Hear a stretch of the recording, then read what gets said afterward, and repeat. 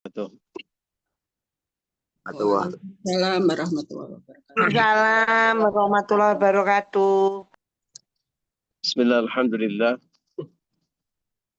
Alhamdulillahilladzi amarna bil-shawmi bihamdihi salatu wassalamu ala sayyidil mursalin Muhammadin wa ala alihi wa ashabihi al-mujahidin at-tahirin. Subhanaka la ilma lana illa ma 'allamtana innaka antal alimul hakim. Rabbi shrah li sadri wa yassir li amri wa hlul 'uqdatam min lisani yafqahu qawli. Rabbi zidni ilma warzuqni fahma bi rahmatika ya arhamar rahimin. Biridhaillah wa li syafaati Rasulillah wa li kulli niyatin as-salihah al-Fatihah. أعوذ بالله من الشيطان الرجيم بسم الله الرحمن الرحيم الحمد لله رب العالمين الرحمن الرحيم مالك يوم الدين إياك نعبد وإياك نستعين اهدنا الصراط المستقيم صراط الذين أنعمت عليهم غير المغضوب عليهم ولا الضالين رب اغفر لي ولوالدي ولجميع المؤمنين آمين. Bapak Ibu dan teman-teman rahimakumullah, alhamdulillah pagi hari ini kita bisa bersilaturahmi dan ngaji bersama-sama.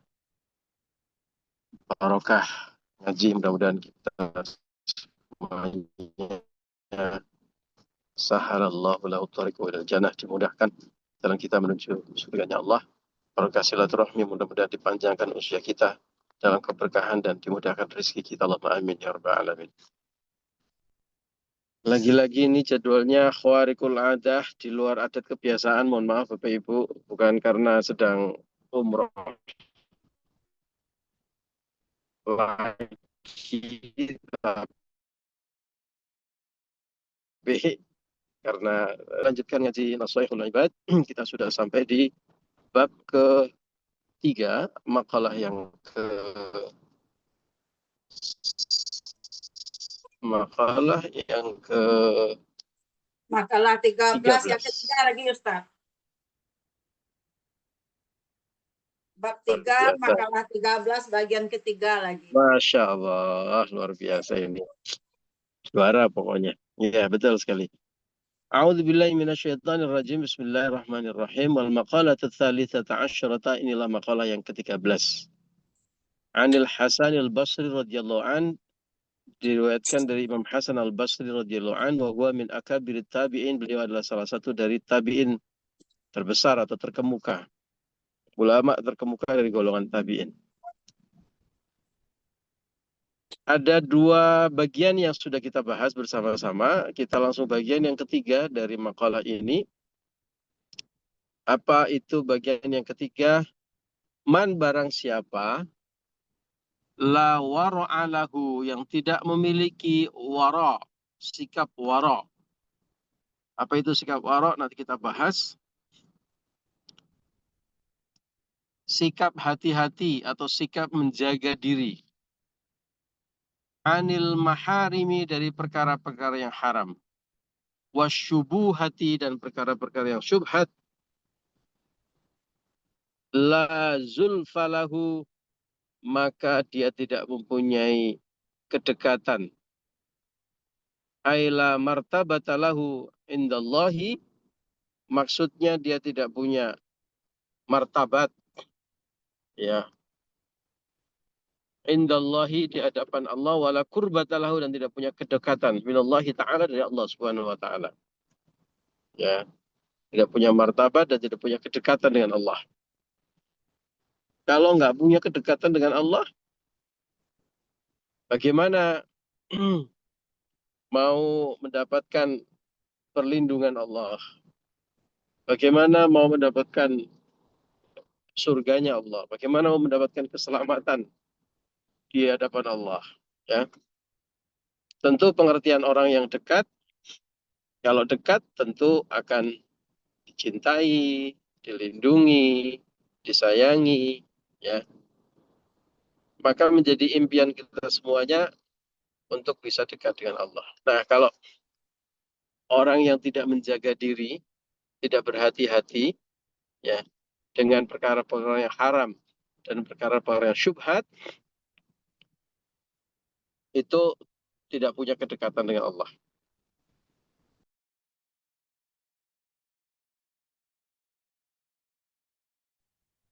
Nah, apakah waro itu?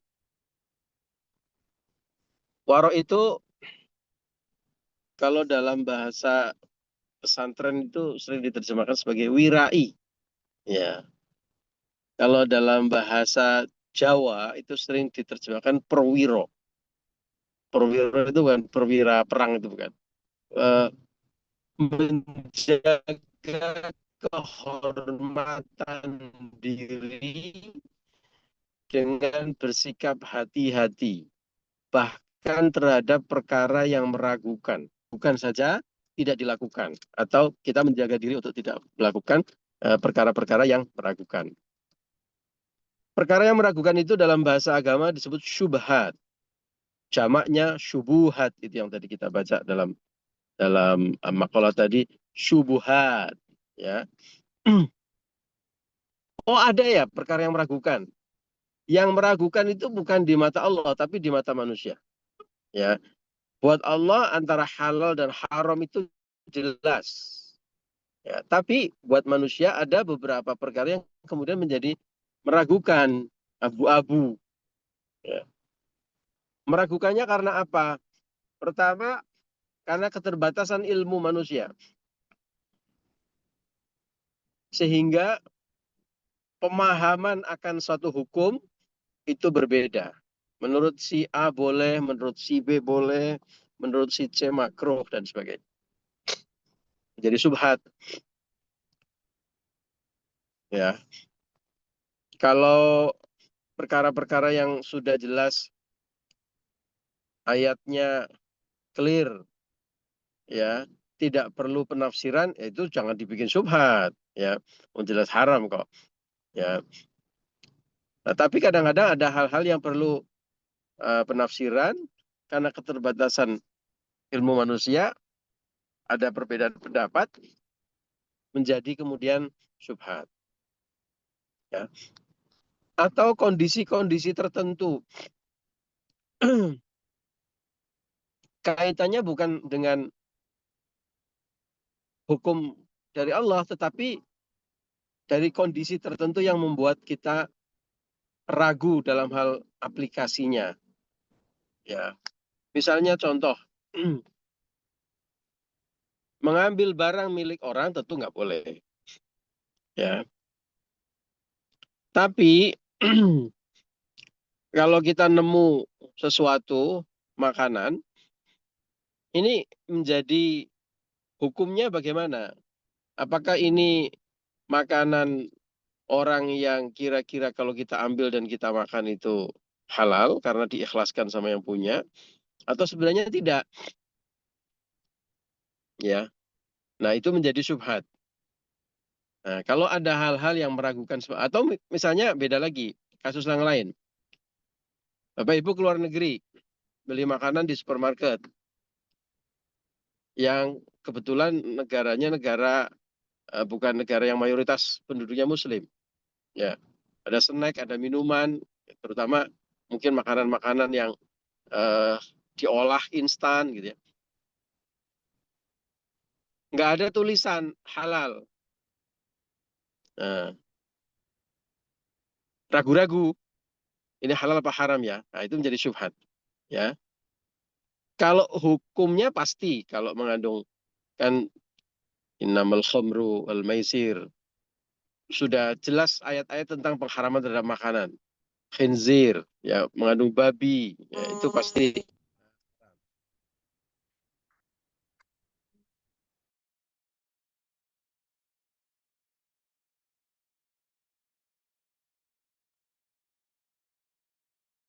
Hukum tentang khamar, hukum tentang babi pasti haram, tetapi pada satu case tertentu kita jadi ragu-ragu, ini ada khamarnya mengandung alkohol nggak, mengandung khamar nggak, mengandung babi nggak gitu.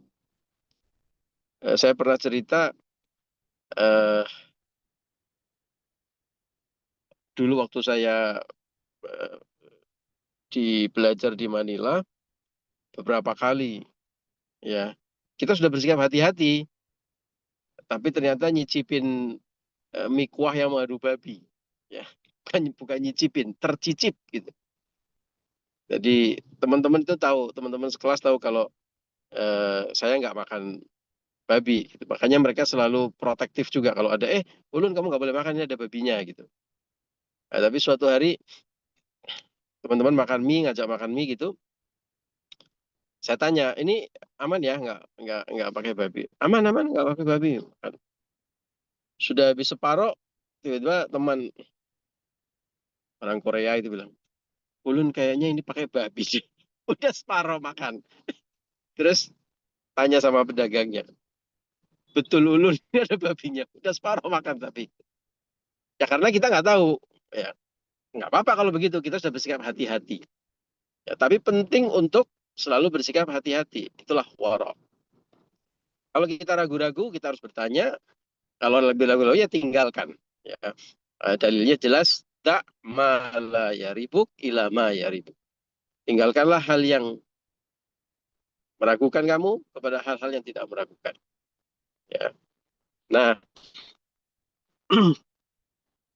menjauhi hal yang haram sudah pasti. Ya. Mari kita hari ini juga belajar untuk menjauhi perkara-perkara yang syubhat atau perkara-perkara yang meragukan. Baik meragukannya karena hukum itu mungkin orang berbeda pendapat, ya, atau berbeda keterbatasan pengetahuan kita, atau sikap kita untuk hati-hati hukumnya jelas tapi dalam hal aplikasinya seperti tadi makanan mengandung hal-hal yang diharamkan gitu. Lebih baik kita tinggalkan meskipun mungkin terasa atau terlihat sedap gitu ya. Tapi kalau kita ragu-ragu ya tinggalkan. Itu salah satu jembatan kita, jalan kita, shortcut kita menuju martabat, kehormatan dan juga kedekatan kita dengan Allah. Dan itu yang dipraktekkan oleh para salafus solih. Kanjeng Nabi udah pasti. Ya. Salafus solih itu mempraktekkan bagaimana bersikap warok. Karena dengan bersikap warok, kita akan dapatkan kehormatan di mata manusia maupun di mata Allah Subhanahu wa taala. Imam Abu Hanifah contohnya misalnya, beliau itu pedagang kain. Ya, ini cocok ini buat para bapak ibu yang uh, apa namanya dari kalangan para pedagang. Ya. Suatu hari dia mendapati kain dagangannya itu ada lubangnya sedikit. Ya, catat sedikit lah. Nah, lalu dia kasih tahu tuh sama staff-staffnya, ini ada lubangnya sedikit, hati-hati ya. Perintahnya itu bukan disembunyikan. Nah, kalau pedagang zaman now kan malah itu ada lubangnya disembunyikan biar nggak ketahuan pemiliknya, pembeli gitu. Imam Abu Hanifah justru sebaliknya. Ini hati-hati. Setiap kali ada pembeli yang suka dengan kain ini, sampaikan, ceritakan bahwa ini ada lubangnya sedikit, ada cacatnya sedikit. Kalau mereka masih mau beli, silahkan. Kalau tidak, nggak apa-apa. Nah, suatu hari, salah satu stafnya itu kelupaan. Ada orang yang mau membeli kain itu, nggak diceritain kalau itu ada lubangnya. Baru ingat setelah kain itu dibeli dan dibawa pulang. Masya Allah, kaget sekali Imam Abu Hanifah, beristighfar beliau dan perintahkan kepada anak buahnya itu untuk mencari siapa pembeli kain itu. Sampai dicari kemana-mana. Zaman dulu kan belum ada medsos ya. Kalau ada medsos kan tinggal diumumin aja. Siapa nih yang beli kain saya kemarin gitu ya. Dapat voucher atau dapat giveaway gitu. Dicari nih kemana-mana. Akhirnya ketemu. Ya, effortnya luar biasa sekali. Usahanya luar biasa sekali Bapak Ibu. Untuk sikap hati-hatinya ini. Ya. Setelah ketemu disampaikan bahwa mohon maaf. Itu kemarin kain yang jenengan beli itu ada cacatnya sedikit. Jenengan sekarang boleh punya dua pilihan. Dikembalikan. Ya, uangnya saya kembalikan penuh. Atau kalau jenengan mau tetap mau beli itu karena suka, sebagian uangnya saya kembalikan. Jadi dapat potongan harga. Imam Abu Hanifah. Ya. Cerita yang juga sangat terkenal terkait dengan warak misalnya adalah kisah tentang Khalifah Umar bin Abdul Aziz. Ya. Khalifah Umar bin Abdul Aziz ini khalifah yang sangat terkenal adil dan warak. Beliau suatu malam sedang di istana, ada keluarganya datang.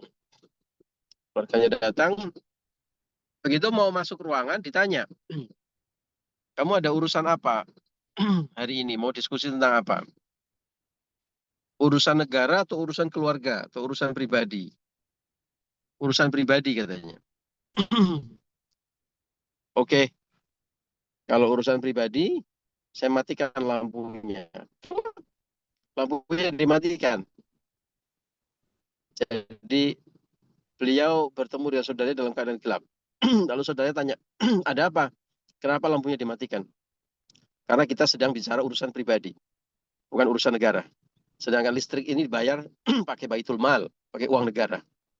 Kita tidak berhak berbicara urusan pribadi dengan memakai fasilitas negara.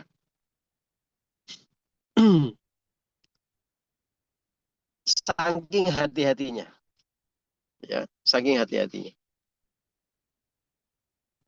Nah, ini bayangkan kalau kita punya sikap hati-hati seperti ini.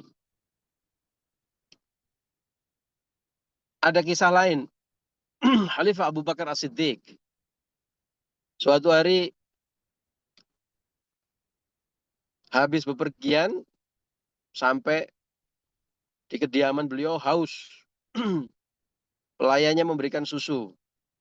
Wah, nikmat sekali kan, langsung diminum. Karena saking hausnya. Nggak sempat bertanya, ini susu dari mana, dan sebagainya. Gitu. Langsung dinikmati.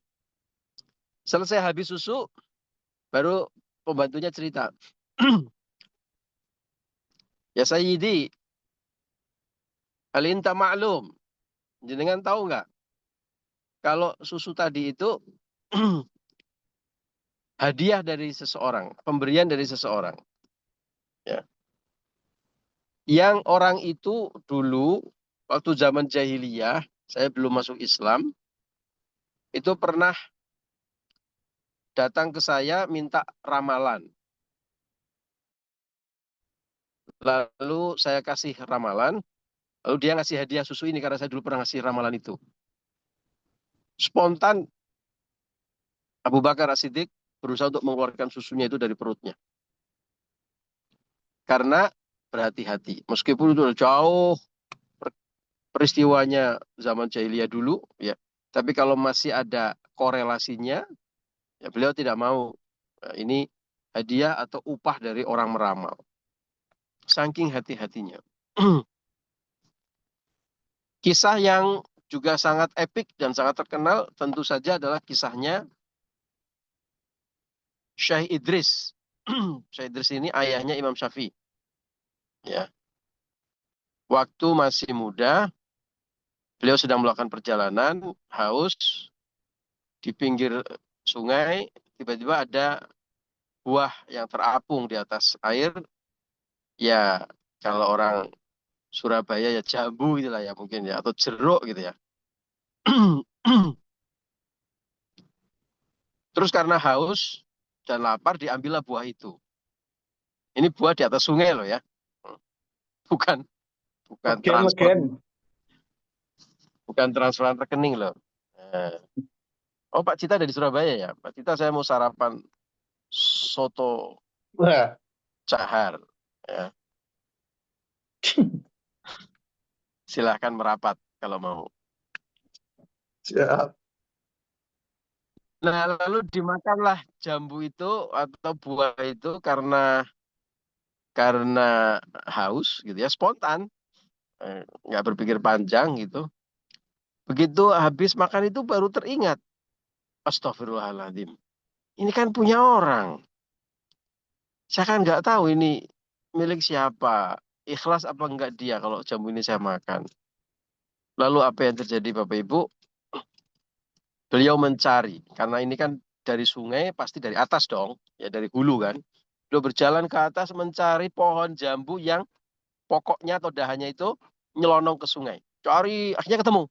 Ah ini mungkin ini nih. Ada pohon jambu jenisnya sama, pokok dahannya apa namanya, di atas sungai, sehingga kalau itu jatuh ya itu ke bawah air gitu.